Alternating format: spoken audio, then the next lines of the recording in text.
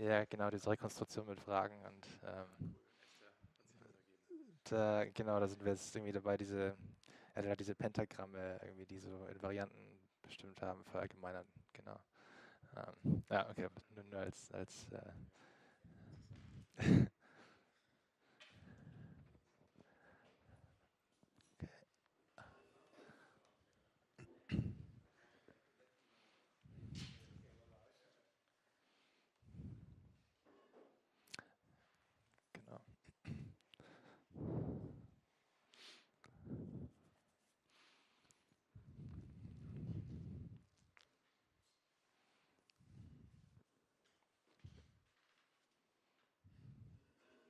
Du kommst aus Erlangen auch? Und, okay, wo genau? Ich komme aus Herzogenaurach auch aus. Ja, ja. Ah, okay, ja. Okay, okay. Aber ich glaube, warst du mal da irgendwie an der Uni, oder? Okay.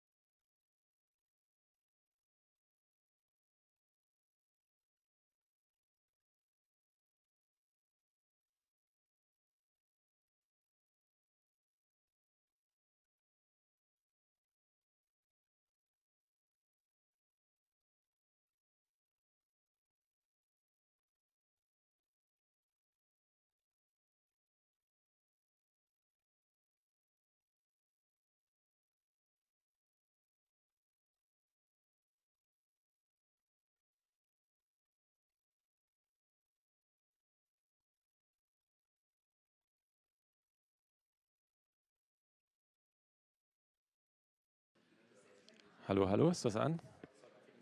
Sollte für den Stream gehen, alles klar. Okay, should we start? Okay, great. So it's a great pleasure to have Markus Frems as our speaker today. Markus is a postdoc at Hannover University and he obtained his PhD at Imperial College London with Terry Rudolph, and we will hear about contextuality, Kochen-Specker contextuality. Yeah, exactly. Yeah, thank you for the introduction, and thanks for having me. It's nice to come to Vienna and talk about foundations. Yes, so I will talk about two recent papers of mine that both concern Kochen-Specker contextuality. And yeah, so let me just flash at you sort of the question that motivates this problem, at least traditionally. And the question is, can quantum theory be given a classical description, a classical interpretation? So this is rather vague, so I will try to make it more precise. I will make it more precise. I will start by talking a bit about like why you should care. I think in this audience maybe that's not so necessary, but in other audiences it would be necessary to motivate this a bit more. I'll give you a brief overview of what the status is of the field, what formalisms there are, and what type of results exist, and then talk about some new results and in particular characterization of Kochen-Specker contextuality with some new tools that I will introduce. Okay, so in order to motivate this problem, I'll just give you a bit of a brief historical review of what I call here non-classicality. So at the beginning of quantum theory, people were sort of puzzled by these new predictions, by the new effects people had seen. So this first phase I put together under the slogan of the Einstein-Bohr debate, Heisenberg's uncertainty relations. Some also suggest that quantum theory is fundamentally probabilistic, and Bohr even emphasized this point that that's a fundamental part of the quantum description. And then Einstein, Podolsky, and Rosen famously argue that, well, maybe this is just this is really just an indication for quantum theory being incomplete, and there might be some classical underlying description that resolves these probabilistic effects. And then they have an argument using what we now call entangled states to make this point. So this then sort of starts the second phase about the quest of finding hidden variables, which would represent the classical type of states that exist in a classical theory. And to be fair, this part of the history doesn't really take off until the 1950s, because von Neumann in his book on quantum mechanics actually gives a quick argument ruling out these hidden variables. So then people weren't really interested in this so much. Also, there was much progress in physics, theoretical physics elsewhere.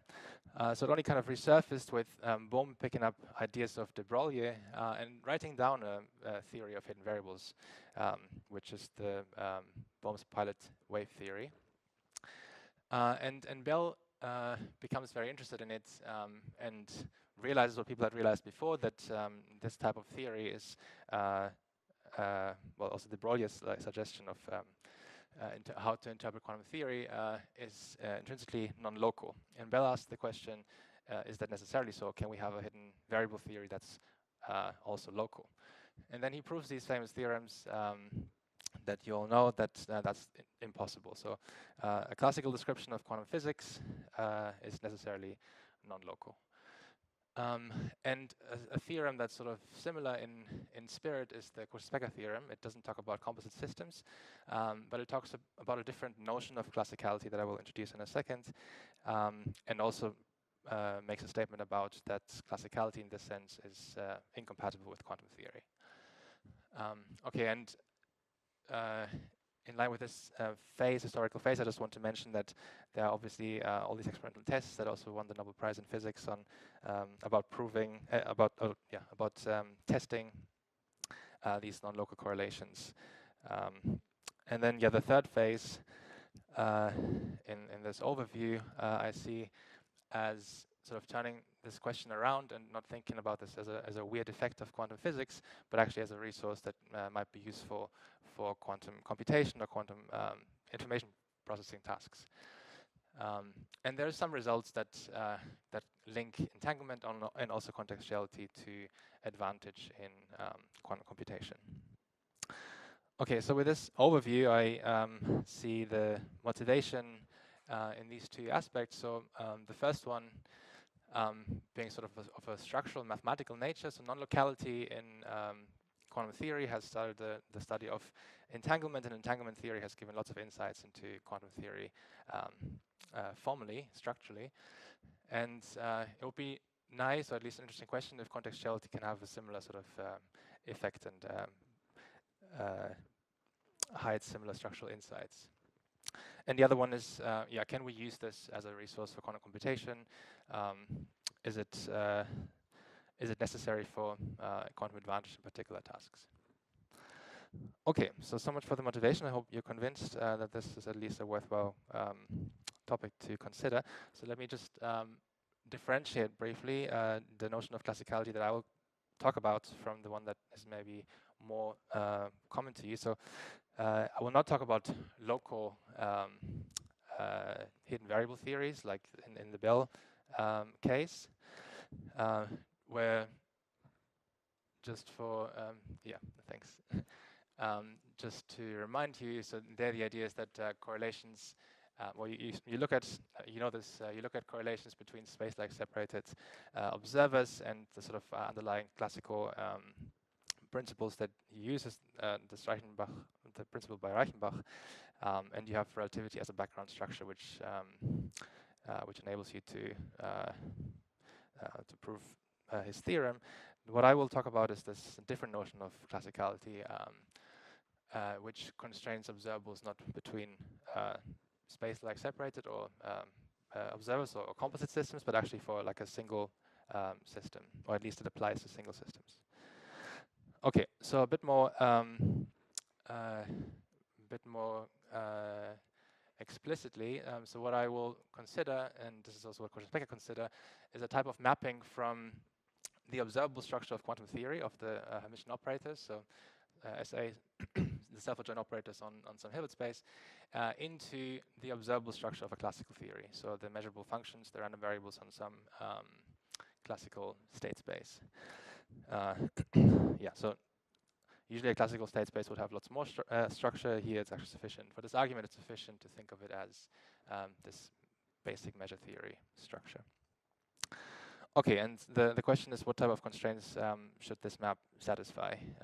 So I'll call this a classical embedding. So the first, well, you don't have to impose any constraints and ask for this type of map to exist, and that's easily seen to be the case. Rather generally, you can actually do this, but most of these examples, and according to Kochen-Specker and Bell's theorems, they will necessarily be contextual and non-local. So yeah, we kind of want some kind of constraints, and one sort of from a mathematical perspective, one thing you can ask is that it preserves some of the mathematical structure of quantum theory. So you can ask it to be a full algebra homomorphism, or even or at least to preserve the linear structure. And in those two cases, it's rather quick to come up with arguments that show that these type of maps don't exist. So in fact, this argument so what I had on the second slide, von Neumann's argument against hidden variables was of this type. Like, he asked this type of map to be linearity preserving, and then it's rather straightforward to show that such a map can't exist. But Bell pointed out that this is a very non-operational type of constraint to enforce, because one of the key features of quantum mechanics is that not all observables commute, so you can't measure them simultaneously. And if you, so yeah, for instance, why should you enforce the linear structure between non-commuting observables if you can't measure them at the same time? If you don't have full experimental control and over these observables, if you don't have the capability to measure these with arbitrary precision. So the idea then is to actually restrict the algebraic constraints that you impose on this type of map to those which you have, at least in principle, full control over. And this is the idea that underlies this Kochen-Specker non-contextuality notion.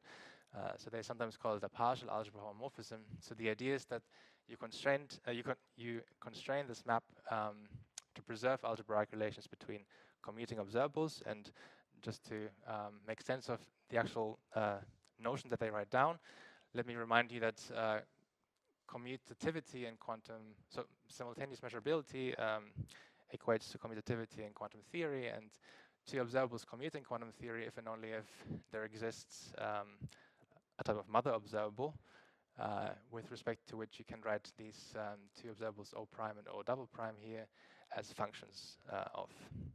So that's just the result that you may or may not be aware of. So with this in mind, the actual definition that Kochen-Specker write down in their paper and show is not compatible with quantum theory is this one. So they consider the set of classical of quantum observables, or potentially subsets thereof, and they are interested in this question whether you can find a map, such a map epsilon, which represents these as random variables on some classical state space, such that essentially this map commutes with the functional calculus. And by this definition up there, this really means that the way that you represent these functions does not depend on the context of the observable. It does not depend on what other observables you measure with it. So as an example, so if g of O here is some non-degenerate observable, that could arise from two.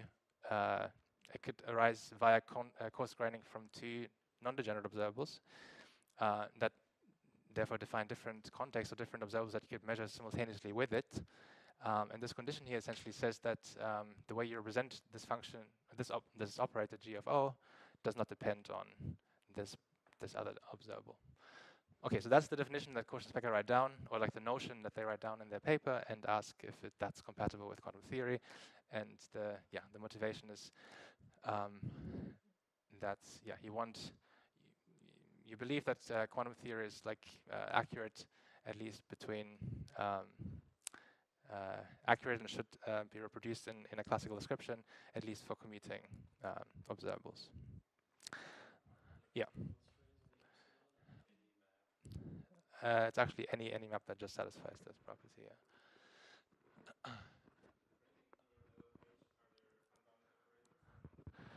So there is generalizations of this of the Kochen-Specker theorem to arbitrary phenomenon algebras, but I'll only consider the finite dimensional case here.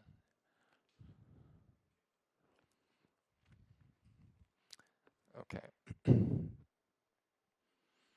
Okay, so then the result is, so actually this is a bit confusing because Bell proved a theorem that also pertains to this notion. That's not the theorem that usually is meant by Bell's theorem, but he essentially uses a theorem by Gleason to show that as long as your Hilbert space is at least of dimension 3, then this type of map doesn't exist. And Kochen-Specker independently make kind of the same argument, but they don't need to actually, well, they don't look at the full set of quantum observables, but they find a finite set of observables for which this map doesn't exist. And with this in mind, and also with potential applications of this for quantum computing, where you might be interested in finite gate sets or something like this in mind, what I will call the Kochen-Specker problem is to characterize subsets of observables for which this exists and which are therefore contextual, non-contextual. Okay, yeah, I think I said this. So this is also one of Bell's theorems, but not the usual one. And just to point out one key difference. So this notion of contextuality, I think I'll emphasize this later again as well. But it's only to do with the algebra structure of the theory. It doesn't really talk about states. Okay. So if you haven't seen this, the way that the theorem is proven is the proof idea is by restricting this map to what's called evaluation. So the idea is that if such a classical state space existed, then evaluating your functions, your representing functions of the quantum observables on these points, that would give rise to evaluation. It would like pick out one value of that function, one eigenvalue of your observable. So then this will give rise to this type of object, to evaluation, which I'm not sure if I define this here. No. Which assigns rank 1 projectors either the value 0 or 1, 1 corresponding to this is the eigenvalue that's picked out by that particular state, that particular classical state, and 0 for that's not picked.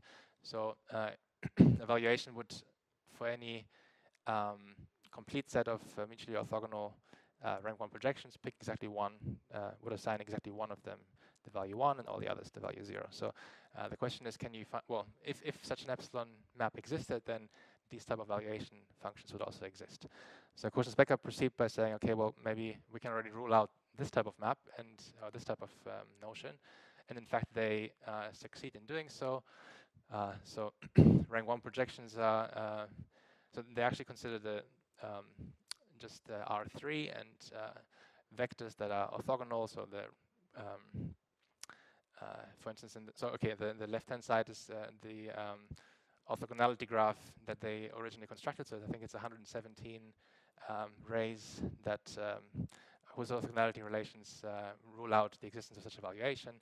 A more modern proof is this one. So the rays here would be shown by these white, black, and then this one red lines. And again, you can argue that for these constellations, it's impossible to find such a mapping. So these examples rule out the existence of evaluation, thereby also of this classical embedding. Okay. Okay, so this has then, people have studied this a lot, this notion of contextuality, and then also derived notions of it. So you might have heard of some of these. I'll just list a few here. So there's the topos and the sheaf theoretic approach to contextuality, which is closest related to what I'll present here as well. There's the graph theoretic and hypergraph theoretic approach, mostly sort of trying to generalize these constellations, these type of proofs that Kochen-Specker started constructing. There's also a hypergraph approach and various other notions of contextuality, which actually I'll not touch on in this talk. But yeah, it's to say that yeah, there's various formalisms trying to capture this idea with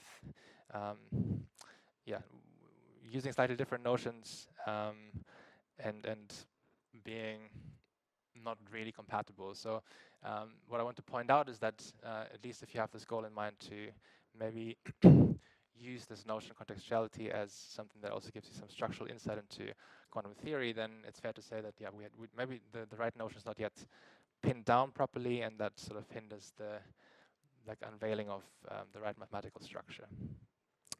Okay. So yeah.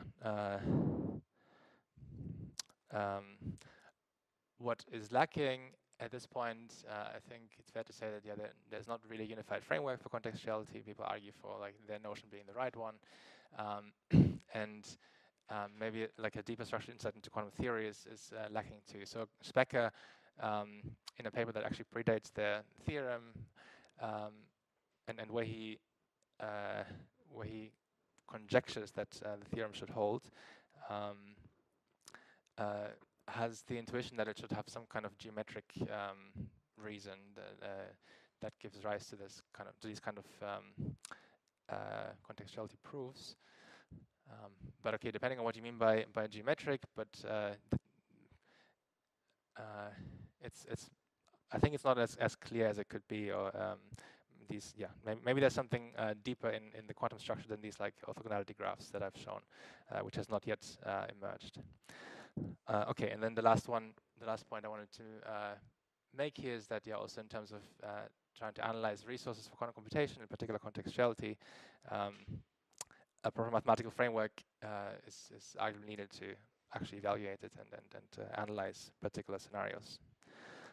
Okay, so with this, I think I want to now present to you one perspective on contextuality that is motivated by this original notion that I showed you in the beginning, and then introduce a new tool and give a full characterization of this notion of contextuality by Kochen-Specker, which at least hints at, I think, a new mathematical structure. Okay, so yeah, what's the idea? Here's a quote by Heisenberg.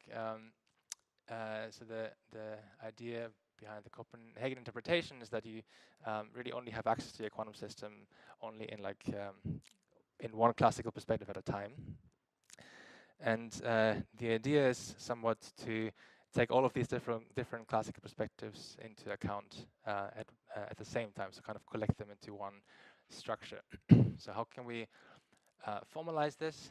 So the idea is essentially to break up the non-commutativity in quantum theory and only look at the sort of classical parts of it. So a bit more formally, the idea is to think of a context as a commutative subalgebra of your quantum system, and then take all contexts into account, including how they are nested into each other with respect to each other. Yeah, all I will talk about here is finite dimensional, yeah. Yeah. Okay, so this is sort of the key object that underlies this then is this partial order of all the commutative subalgebras of your quantum system. And yeah, just for notation, the maximal ones will be the most interesting for us. I'll just denote them by this max subscript. Okay, and I think it's useful to have a picture in mind if you haven't seen this before. So the partial order looks something like this. So I'll discuss this, a three-dimensional example in this talk. So spin one system, if you will.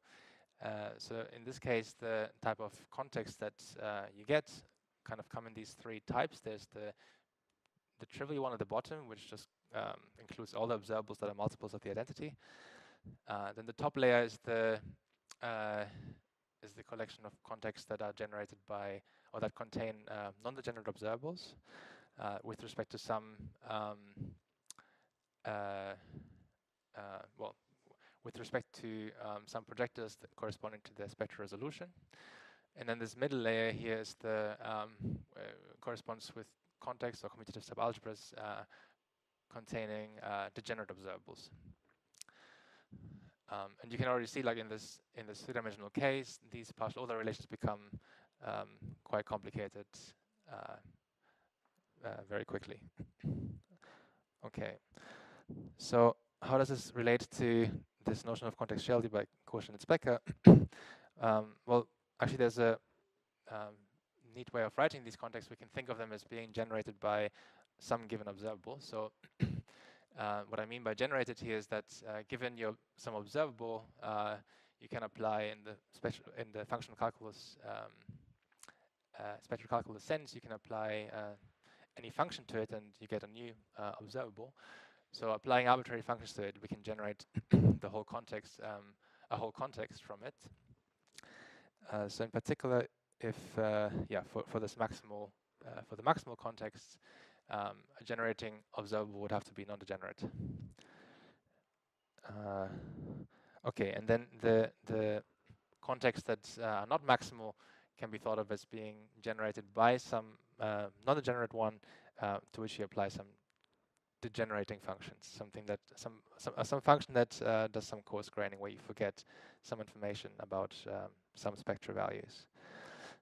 So rewriting this picture or redrawing this picture would now look something like this, where the two maximal contexts at the top would be generated in this case by these two non-degenerate observables O and O prime. And in this case, there exists degenerating or coarse graining functions G and G prime, which result in the same degenerate observable and therefore generate the same subcontext. Okay, and this is now essentially like writing these observables in terms of functions, close to this definition that I wrote down, or that Kochen-Specker write down. So really, Kochen-Specker non-contextuality is sort of preserving this order structure, in particular preserving how you label the outcomes of these observables across contexts. Okay, so now the goal will be somehow to extract this a bit clearer from this partial order structure here. And to do so, I will first sort of specify this spin one example a bit further. I think it's useful to have that example in mind. Also, that's the one that Kochen-Specker discussed first. So in this case, we can actually restrict the observables that we talk about to those with spectra plus minus 1, 0. So those would be the non-degenerate ones in this case. So they generate the maximal context. And the crucial thing to observe is that, in fact, there is some ambiguity in how you pick one of these generating observables, because it actually doesn't, in terms of generating this this context, we can also pick the observable with the spectral values permuted in any way. Okay, so like picking up a generating observable in these maximal contexts with these type of observables is not unique.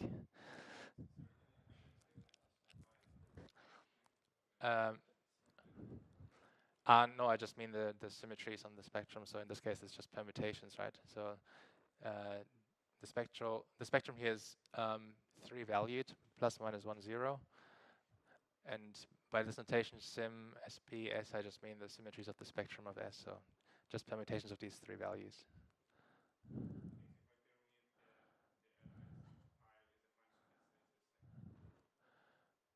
So pi is the permutation on the... Does it make sense? Okay. Okay, so the point is that the maximal context, there it's actually not unique how you pick such a generating observable. For the degenerate ones here, it actually is unique for this choice of observables. And the degenerating functions here, we can just think of as being the squaring function, which in this case degenerates the minus and plus 1 eigenvalues. Okay. Yeah.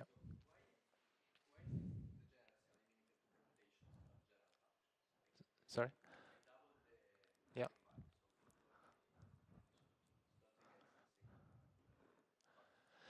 Yeah, so I'm making a choice here. I'm just making a choice to kind of track these relations. I could have chosen a different type of observer with different spectral values. It's just a choice. And no, it would always correspond with permutations. So I would always have a freedom in permuting the... Ah, right, okay. If I don't specify a particular observable, then it would not necessarily just be permutations. It could also be arbitrary functions. Yes, yes, yes, yeah. Yeah. Yeah, so I'm making a choice here. Ah, right, and somehow it doesn't show the identity down there, but I think that's maybe clear. Okay, so the... yeah, so as I was saying before, contextuality is about, can we label the outcomes of these observables across contexts? And yeah, the task is somehow to extract this a bit clearer from this partial order relation. So in order to do this, I now introduce like a new tool, what I call a context connection. So the idea is to, well, the structure is just maps between any 2 maximal contexts that somehow relate these relate the observables in the context, or for the particular choice I just made, that relate the generating observables in those contexts. So I want that, so here I write them as maps from the generating projections of these contexts, which somehow have a direction. So going from, I think the way I write it is that the map goes from C to C prime, yes. So swapping the subscript would just correspond to the inverse. And then the key property of these maps is that they're somehow supposed to preserve the partial order, which is this condition here, that if I have 2 maximal contexts that have some non-trivial overlap, then I want this map that relates the observables to preserve the structure. So thinking in terms of labelings of these observables, the labels should match on overlaps of context. So in terms of the picture I've drawn a few times now, so this context connection is this blue object. It's maps between the context in this top layer, between any 2 maximal ones actually. Okay, and the other ingredient is maybe obvious now. It's the notion of somehow cycling around in this maximal layer. So I call a context cycle any tuple, finite tuple of maximal contexts, together with the sub contexts of neighboring elements in this tuple. So picking out some set of maximal contexts with the corresponding subcontexts, I get something like this. And now I have I also drew the context connection. So the idea would be to concatenate these maps that I have given some context connection along this cycle. And so with these ingredients, I now show you the main result, or rephrasing of this condition that Kochen-Specker write down in a new form using these tools. So the argument is, or the theorem is that Kochen-Specker non-contextuality is equivalent to the existence of a context connection for which, when you concatenate this object along any context loop, you always get the identity. So said differently, you can always, like, picking any label for like some starting context C0 of the observables in that context for a single context, for a single maximal, sorry, for a single abelian algebra, that's always possible. And if I can do this along any context cycle, that essentially means that I can extrapolate this labeling to all other contexts. Said differently, if this is not the case, if I can't find such a context connection, then this is impossible. And that exactly encodes this notion of contextuality a la Kochen-Specker. Okay, so I've shown it here in this sort of three-dimensional setting of spin 1 observables, but actually this generalizes to the setting that Kochen-Specker also considered, which is this notion of a partial algebra, so even a lot more general than quantum theory, but in particular it applies to subsets of quantum theory. And yeah, it's a complete characterization of this notion of contextuality. Yeah.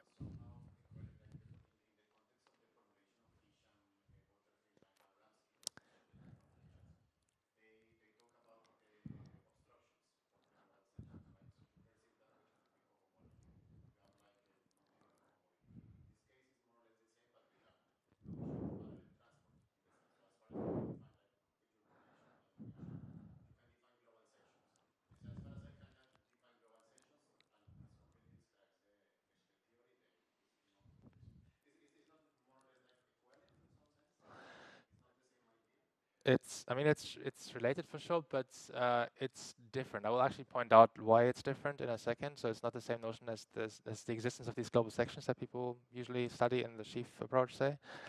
And yeah, like one difference is also that these global sections are always, you're talking about states somehow. Like, this is not about states at all, right? I'm just looking at the observable structure of the theory at this point. Yeah, but somehow well, and also this is, yeah, I mean, exactly, it's a notion of parallel transport, if you will, and this condition, I mean, this is not, we're not in the setting of differential geometry, because I don't have yeah, but it looks like a type of holonomy condition. Yeah, so in a sense, non-contextuality is trivial holonomy in this sense. Yeah. Okay. Yeah, I think I'll just point out, maybe for those of you who know other notions of contextuality, some differences that I think are new or people haven't appreciated before between this characterization and then like closely related ones. Right. So I just want to say here that since this applies very generally in the setting of partial algebras, it actually allows to compare with other notions and subsume these notions in a common framework. And in one of the papers that in one of these papers, I do this in quite some detail. So I'll just show you some highlights of that. But in particular, so these ones, yeah, so the Kochen-Specker type, and then the ones that recently in this recent review on Kochen-Specker contextuality, sort of the sheaf and graph theoretic approaches, they're subsumed in what they call the marginal notion of contextuality. So this one is now comparable in the setup, and I'll just draw 2 or 3 conclusions from that. So the first one is that actually, yeah, this notion of Kochen-Specker contextuality is different from this marginal notion that people had considered before. So why is this? Okay, the first thing I wanted to talk about here is that right. So what people had studied before and somewhat equated actually with Kochen-Specker contextuality is the existence of these type of constellations of rays which you can't color with 0 and 1. And sure, if you find such a set that proves the Kochen-Specker theorem, as I showed you earlier, but it turns out that this is not necessary. So there's examples when these type of valuations exist, but still still you can prove the Kochen-Specker theorem. So one example is the setting on the right here. It might not be very intelligible if you haven't seen this before, but it's a different set of rays which turns out to be colorable with by 0 and 1 in the way that I said earlier. So there exist valuations, but it's not. It turns out it's not 3 colorable. So said differently, like you can pick out one. Say you can label the 0 outcome of these spin observables in all contexts, but you're not able to also distinguish plus minus 1. So that is still kind of an obstruction to this like global labeling condition, but actually you can at least pick single values out one at a time. So slightly more generally, so what Kochen-Specker prove in the paper is that Kochen-Specker non-contextuality implies the existence of valuations, but actually, so these 0-1 colorings, something stronger is true, and that's what this theorem says, or it can be reformulated as into this statement that actually Kochen-Specker non-contextuality means that your orthogonality graph, or like the set of rank 1 projections, is fully decolorable. Okay. And yeah, I don't know if you've, I can be brief if you haven't seen this before. So there's some similar seeming results from the graph theoretic framework of contextuality, where people study the so-called SIC sets, so state-independent contextuality sets, for which the notion of non-contextuality is that you can represent your quantum state as a convex mixture of pure states being represented as independent sets of that graph. And the argument that people had made and claimed to have proven is that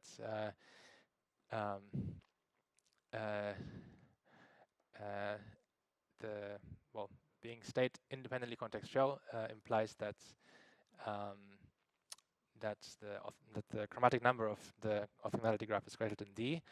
So this reads very similar to the statement I had on the previous slide, but actually it only this is only if you are familiar with this notion. Actually, this result is wrong, claimed in the generality stated here. Look, you have to now that 1 is missing again. You have to assume that your graph is complete with respect to orthogonal complements. And then the result holds, and then actually becomes if and only if also. So this is how it relates to this result, if you're familiar with this one.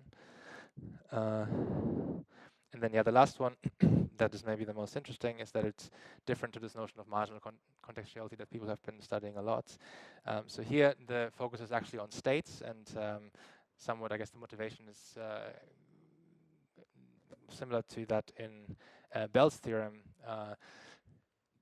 namely to characterize non-contextuality similar to Bell locality by the facet-defining inequalities, non-locality, Bell inequalities of the polytope of local correlation. So you can play a similar game for non-contextuality and ask your states, in this case on a single system, or at least potentially on a single system, to be classical. So what does that mean? It essentially means that you want your quantum state to be to have this form, so be represented as a probability distribution on the state space that you have constructed. And the notion of marginal Kochen-Specker contextuality that people now talk about is essentially asking that all states are representable in this way, so that the state space of your quantum subtheory, say, is fully classical. So it contains only classical states, and that you can analyze by playing the same game as in the Bell case. You look for all the non-contextual inequalities that describe this space. But that's different from this notion of Kochen-Specker non-contextuality, which is defined in this way. Maybe it's not obvious immediately that it's different, but in short, it's possible that you have there exist examples which are Kochen-Specker non-contextual, but still marginally contextual. So the simplest example, and yeah, so in this sense, people often say contextuality, or maybe you've heard this, contextuality is a generalization of, or generalizes spell non-locality. So it's true sort of in the sense of marginal contextuality, but not in this algebraic sense. Okay, so just to have an example in mind, it's rather easy to come up with one. So if you think of the CHSH scenario, so what this shows, even though it's very small, I realize, is a classical embedding of the observables in the CHSH scenario. So there's two choices of observables for Alice, two choices for Bob. So they correspond in this case to random variables, to functions on this the state space consisting of 16. So it's a discrete state space of 16 points.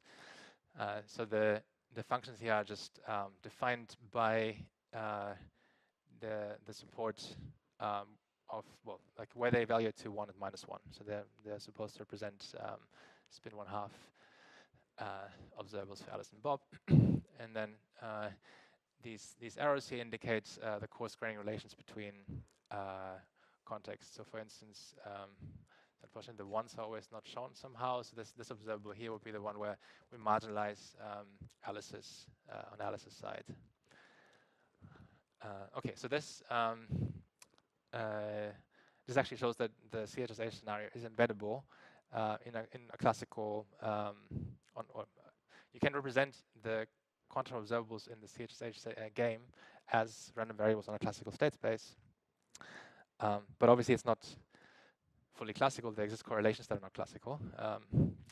There are entangled states that we can on the CHSH in the CHSH game, we're actually just considering these two observables for Alice and Bob. You can even think of this as a PR box. There exist correlations that go beyond classical. So you've all seen this example. The point is just if you actually assume that we had a representation of the state corresponding to, say, a Bell state or a PR box in this classical sense, that would mean that it corresponds to a probability distribution, which somehow has to reproduce these marginals, which we know for a Bell state have this form.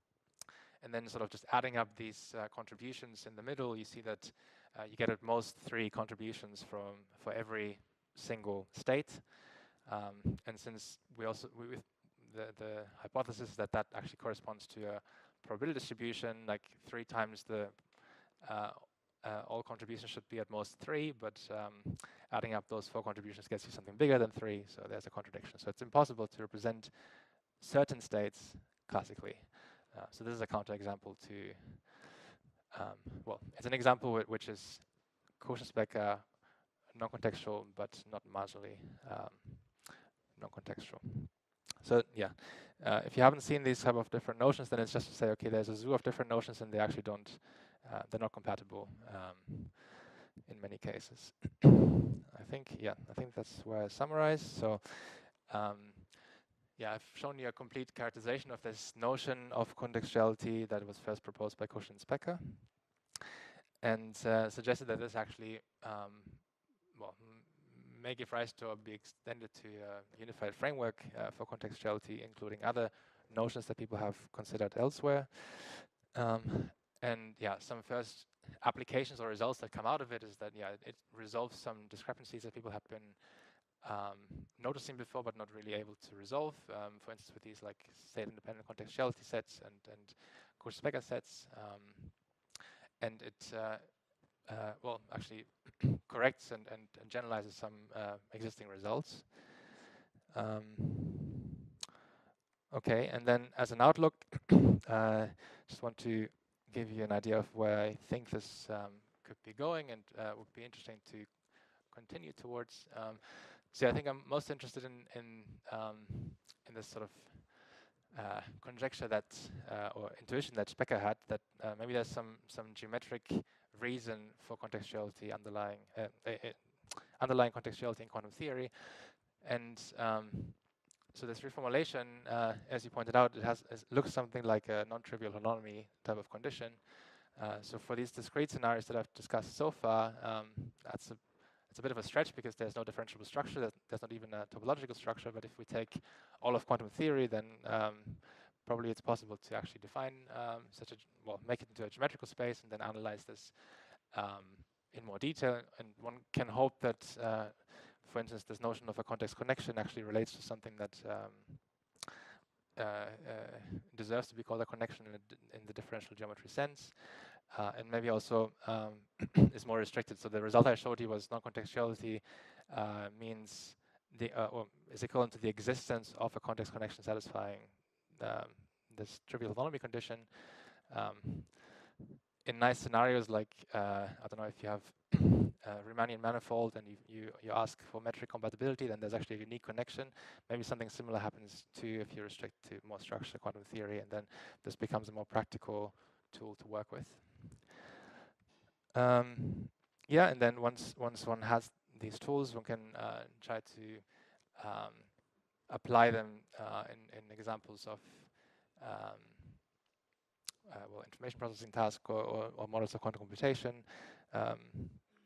So one thing that comes out of this result already is that there's sort of a substructure to contextuality, right? So contextuality means non-trivial autonomy, but you might be generating different types of groups, different type of autonomy groups, and they might correspond to different strength of contextuality or something like this.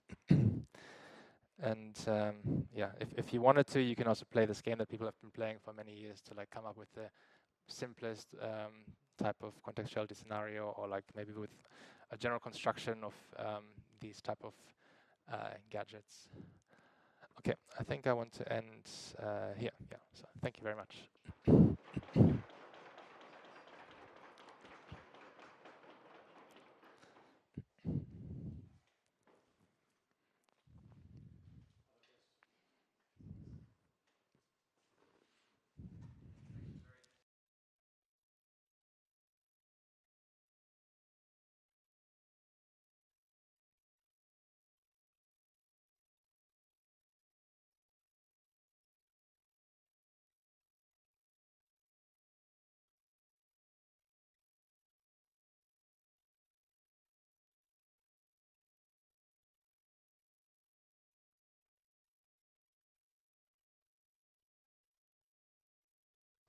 Yeah, the partial order comes in this condition here that you ask the connection to be compatible with the context overlaps, and that's harder to topologize, right? Like, I mean, these,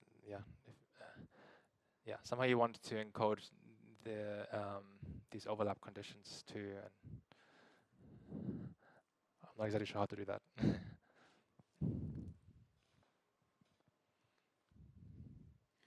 Anybody else? Yeah.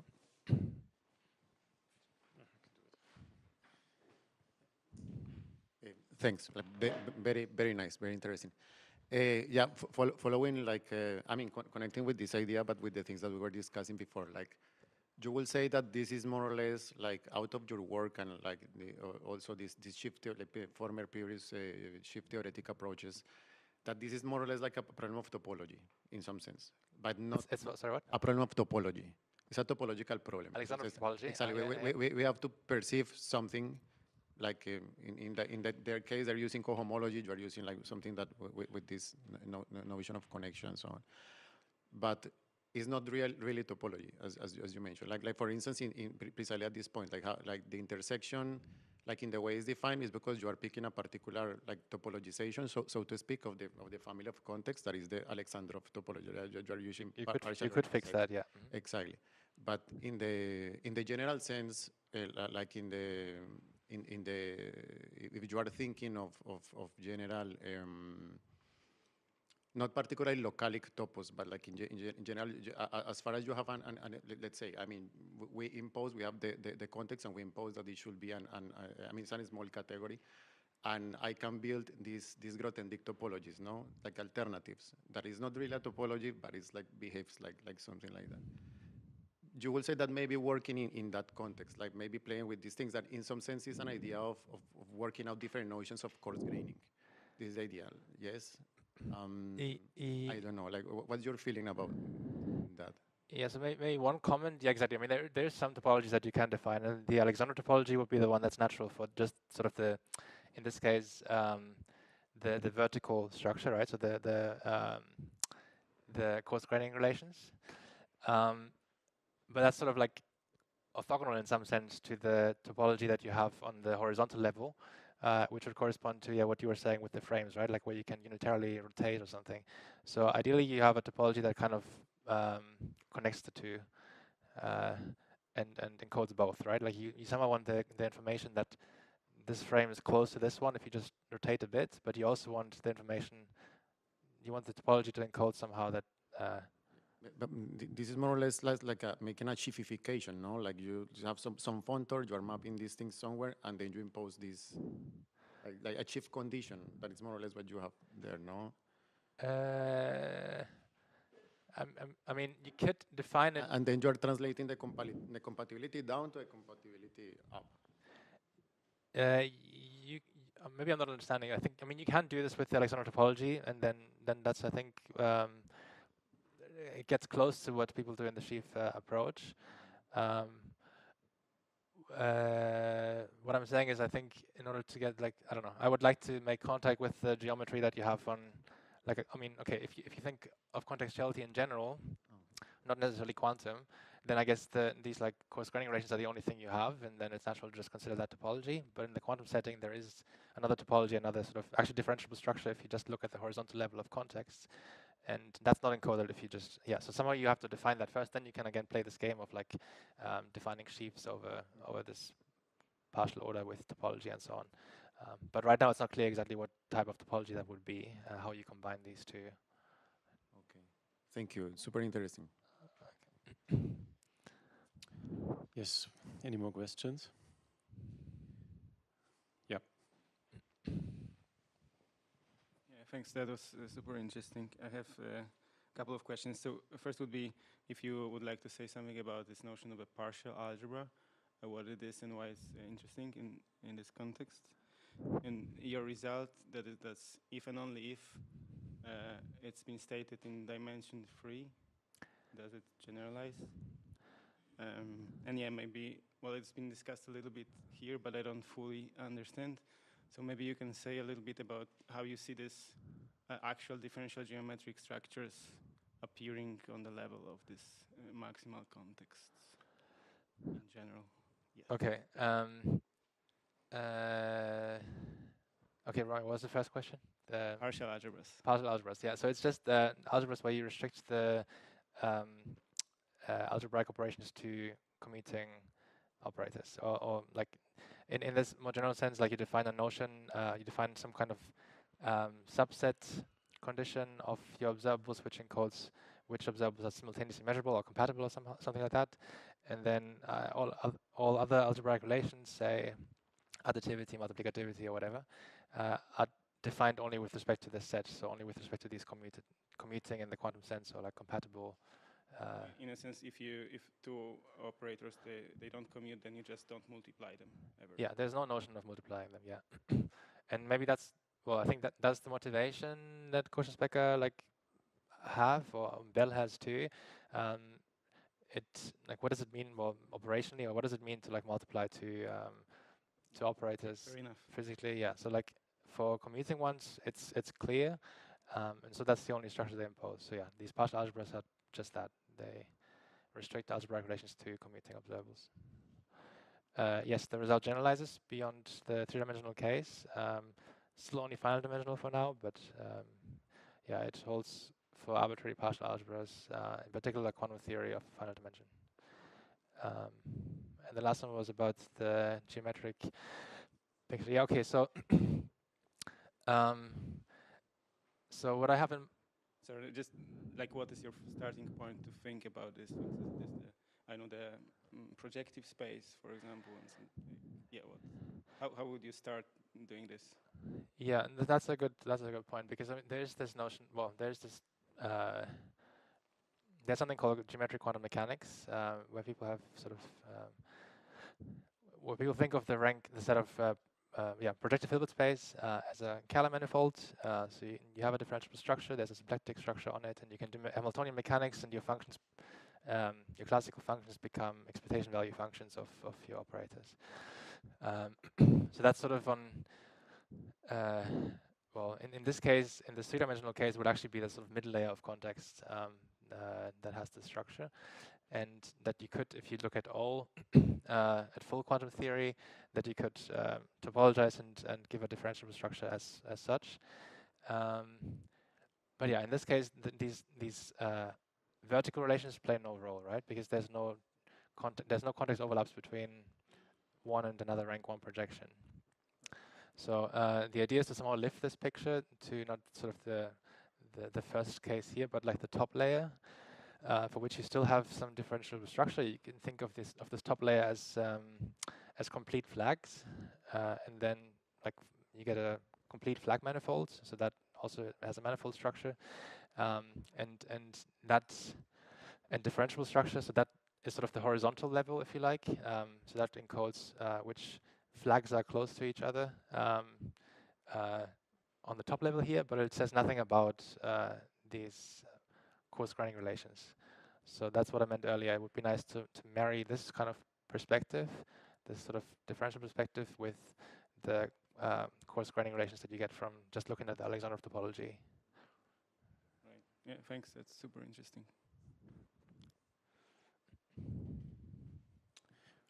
So yeah, great talk and very nice results. I have two questions as well, a physics and a maths one. Okay. So the maths one is perhaps a long shot, but just for curiosity, if you think of going to infinite dimensions also, it might be the case that you have no minimal projections and there are no maximal contexts or so.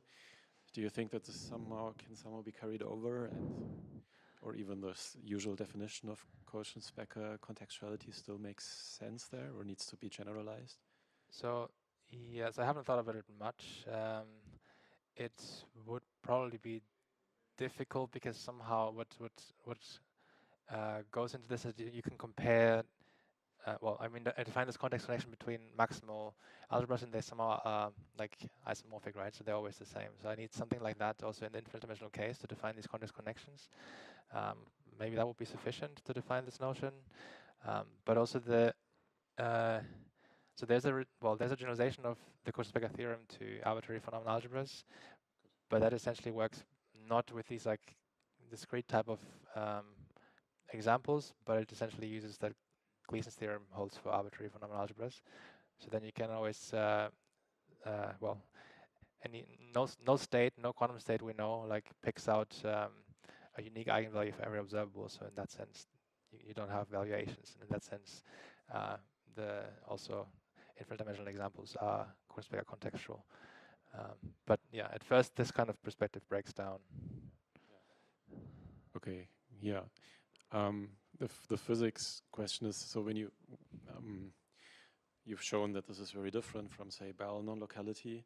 And if you have Bell non-locality, then there's always something you can do. You can sort of go to the laboratory and say, here's how I demonstrate that this physical thing contains Bell non-locality from the statistics of what I measure.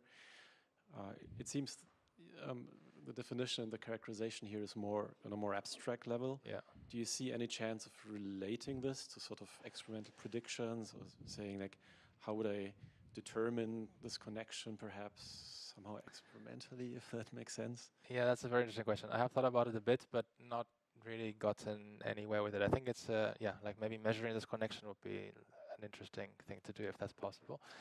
I know that in general, this kind of notion is a bit problematic in terms of experimental tests. So there's these results that show that it's important that, so for these coarse graining relations given by, inclusion relations of maximal Abelian algebra. So if you, it's a bit of a concocted example, but if you, in the three-dimensional case, for instance, if you restrict your rank 1 projections to be only those corresponding to, like, only defined by rational rays, then all of this breaks down, and you can actually you can always find valuations, and then people have argued that, okay, since you can experimentally arguably not distinguish measuring this observable one that's like infinitesimally close to it, it's hard to, you need some extra assumptions. So I think the people studying these non-contextual inequalities, that was sort of the goal. So maybe that's still the best I can I can reference at this point, but yeah, I think it could be an interesting direction to think about whether this connection is measurable, especially if it restricts to something unique or close to unique in the quantum case. Great. Any further questions? If not, yes. Go ahead. Just to follow on Markus' idea, so like, then you can talk about like a witness of contextuality in some like just geometric sense. For instance, in this type of things that you were mentioning, like saying, now I calculate maybe some analog to shared numbers, you know, something like that, some invariance. And now I translate a problem that maybe, I don't know, like traditionally was written in terms of inequalities into some like equalities. No, you just have to follow it, like it has to be flat all around these things, and then we can like certify that we are in a non-contextual place, right? Have you thought about like these invariants or like these quantities? I mean, not much detail. I mean, similar to what Markus was saying also, yeah, it would be nice if there was a way to, I don't know, the best I can think of is, yeah, you kind of measure like along this context cycle, right? And you measure one observable and then somehow, I don't know, if there's a Stern-Gerlach apparatus, then you turn it like along different axes and you always measure and you see if you can, yeah, but the problem is like a single context cycle actually is never sufficient to get such a constraint. You need like, I mean, I don't know. I don't know if I don't have in my head like how many cycles there are in these like simple examples, but it's a lot. So you would have to measure all of them somehow simultaneously without disturbing the system. So I don't know. It's tricky, but it would be nice if you could actually measure these type of geometric invariants of some scenario that you're considering. That would be cool. Super cool. Thank you. Yeah. Great. So Markus is around till Friday. Friday. So there's plenty of opportunity to chat. So more if there are more questions. For now, let's thank Markus for the great talk. Thank you. Yeah, no online questions, no.